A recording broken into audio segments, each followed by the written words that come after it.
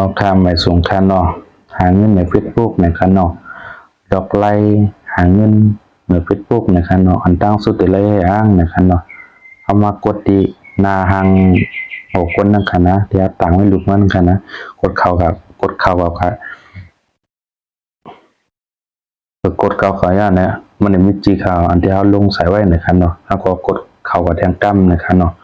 เอาค่ะกดเข้าแทงกั้มมันมีดูอันขีด3 ขีดนั่นกันนะตุ่มๆเอาคาติคาจีไหนกันนะจอมคาเลยเอาค่ะกดเข้าค่ะเนาะเอาค่ะเพื่อกดเข้าเอาย่าเดี๋ยวออกมานาเมื่อไหร่เนี่ยคันเนาะ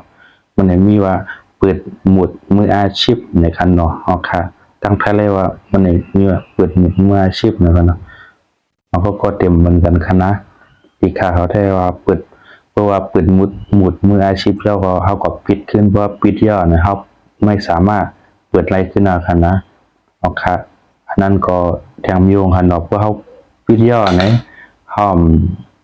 เปิดไรขึ้นคณะเอาค่ะอันนั้นก็เป็นตั้งงานผู้แทงอันในกันเนาะเอาค่ะขอบใจใหญ่น้ำเตียนมาปั่นแห้งตีเข้ามาด้วยวันนั้นคันเนาะเอาค่ะอันนั้นก็ติเป็นฟันดีตอนตาพี่น้องเขางานในคันเนาะเอาค่ะ